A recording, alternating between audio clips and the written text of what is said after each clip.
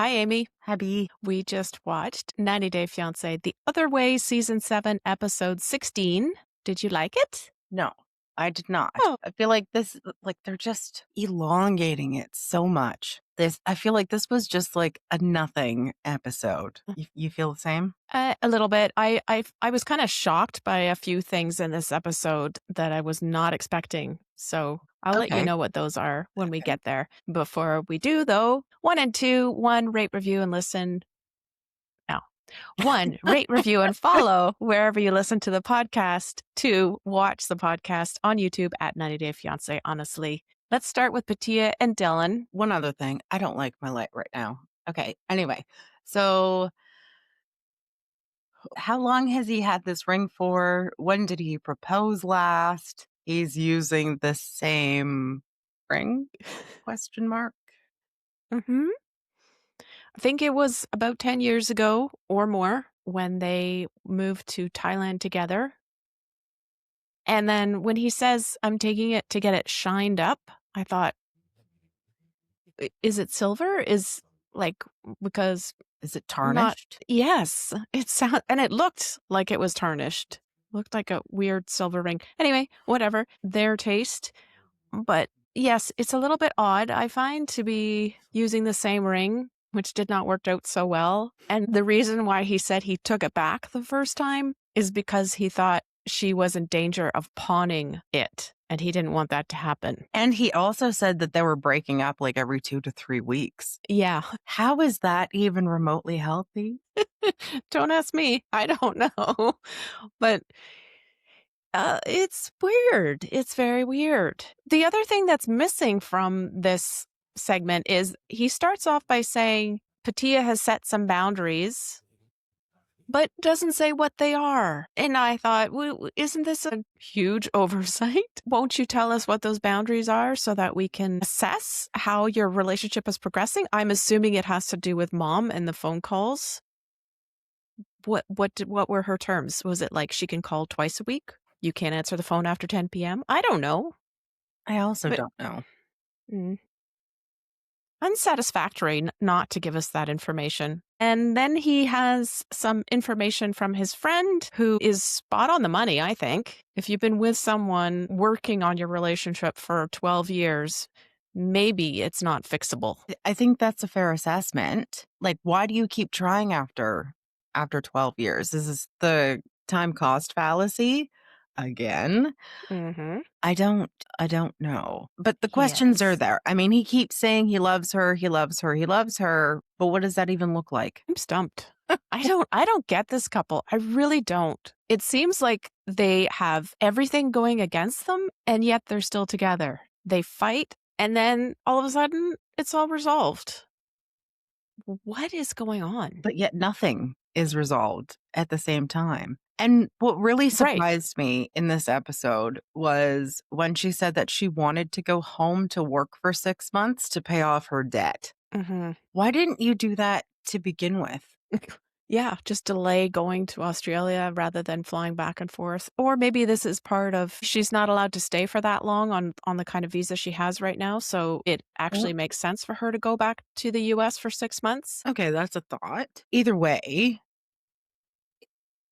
like that costs money to fly back and forth. So why? I mean, it would make Mm-hmm. sense from a visa perspective, but if it's not a visa issue, why would you move back to pay off your debt? And also, how much is it? Yeah, we still don't know that information that she left us with a cliffhanger from last week's episode where she said there was something else she was withholding from Dylan, and if he found out, he'd get mad.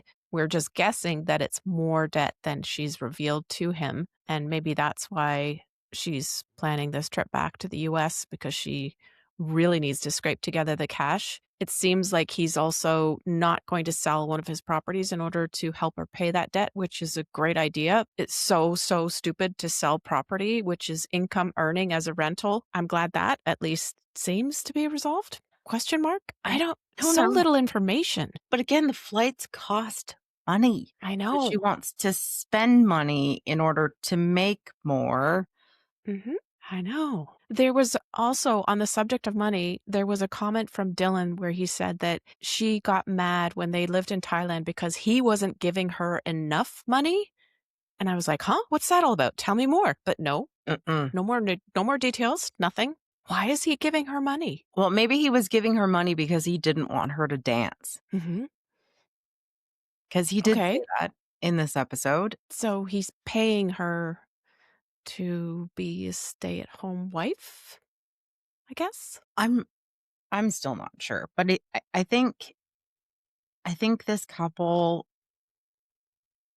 they love the idea of each other, but they don't actually love each other. It doesn't work in practice, does it? They Mhm. don't do the work. And it seems at the end of their segment that they're at a complete impasse. There's no way around it. She doesn't feel committed without a ring on her finger. And so she wants to go back to the US to do her dancing for money thing. And Dylan feels like he can't propose until she shows that she's committed to him by staying in Australia. But I thought, again, with the dangling carrot, I thought he said that he wasn't going to propose unless she could prove to him that she was going to be better with money.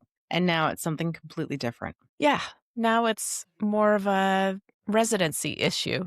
The more we see from this couple, the more questions I have, and nothing is getting answered. So let's just read on. Luke and Madeleine. I think we can Madeleine. summarize it in two sentences. One, Okay. thank God she's not pregnant. And two, they're both idiots.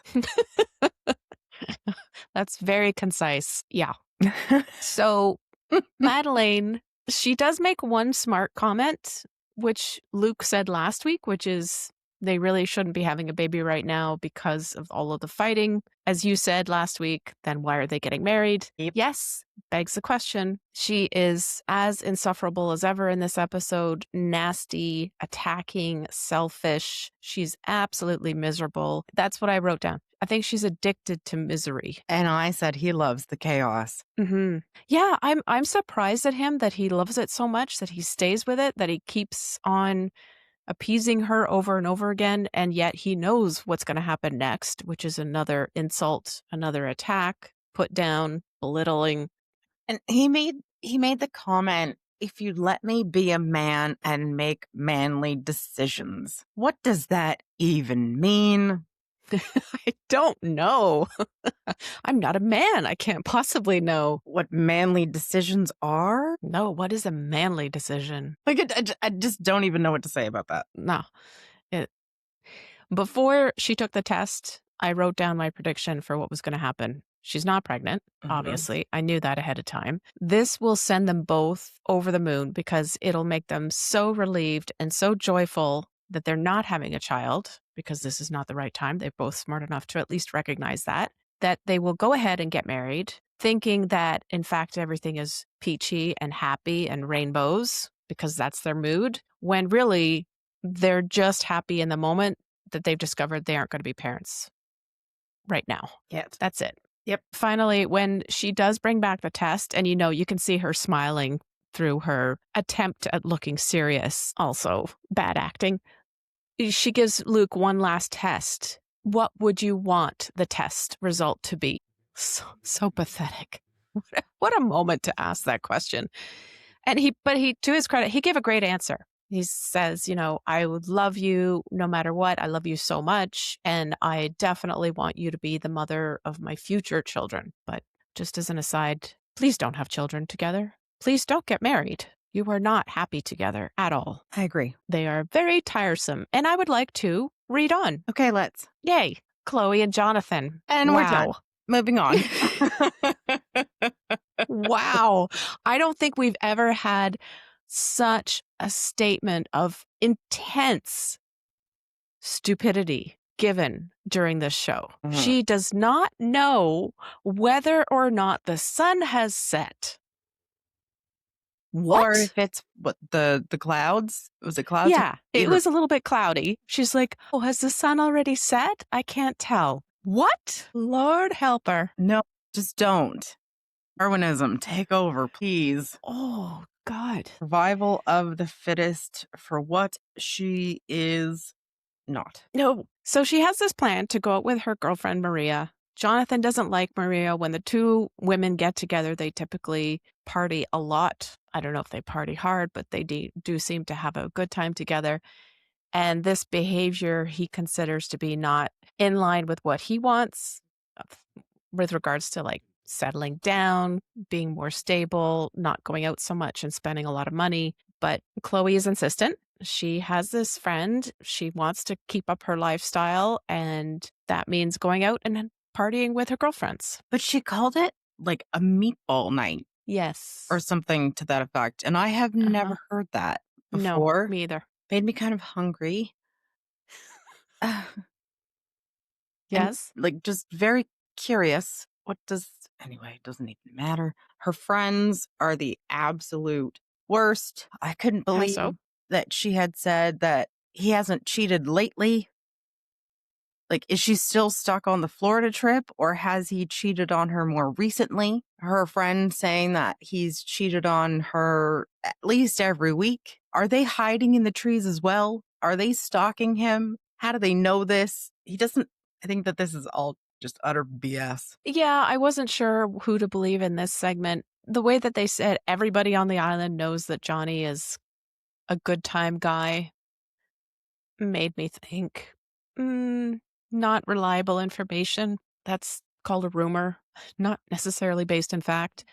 And also, yeah, the cheating on her every week or every other week, whatever it was, seems a bit excessive. I have a hard time believing that.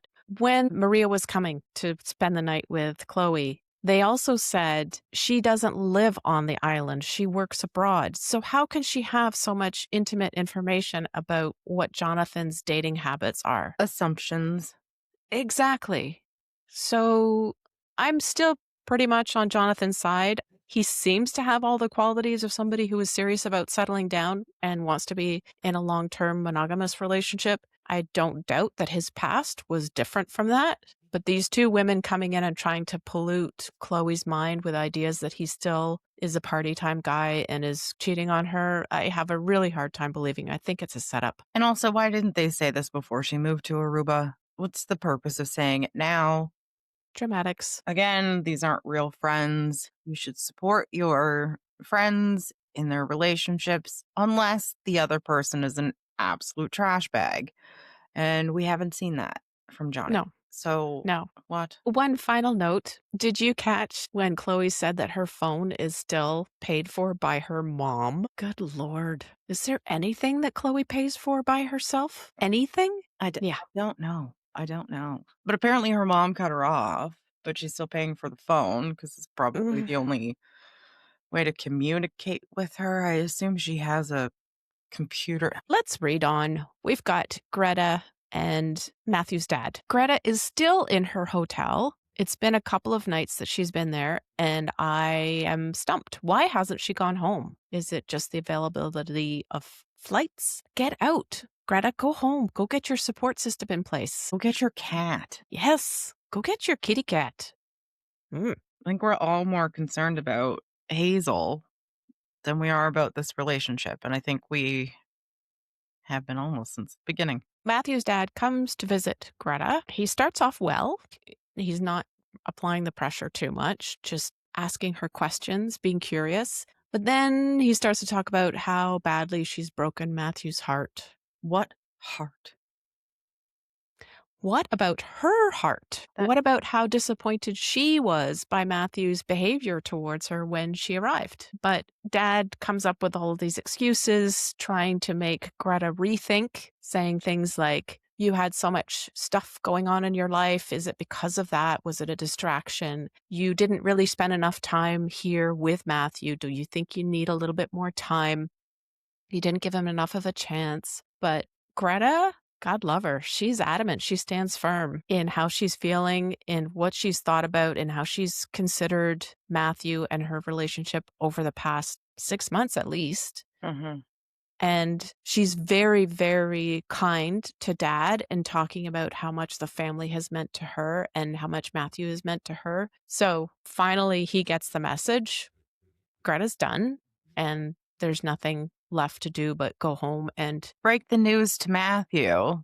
that he Mm, wasn't able to solve Matthew's problems, mhm. i.e., his entire personality and sense of being.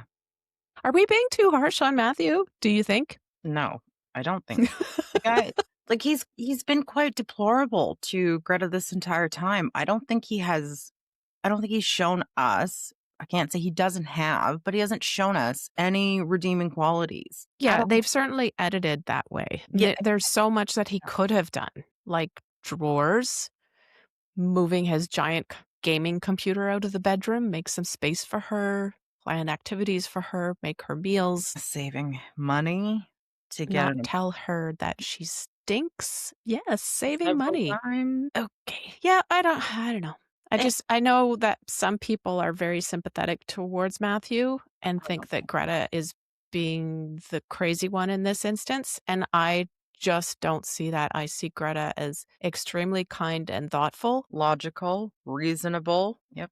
It almost seemed at one point that Matthew's dad was blaming her for spending time on studying and writing the bar as Mhm. opposed to spending time with Matthew. Yes. No, sir. That's not how life goes. I really hope that this conversation had gone a lot better, at least from dad's side. Not to make excuses for Matthew, but to have some sort of reasonable approach to this. And no, no. Mhm. As you said, he Mhm. started well, but no, no. Yeah, and I think that is really the point. Matthew sent his dad. Matthew didn't do this. He didn't have this conversation with Greta, or at least he did have a conversation with Greta that he didn't listen to.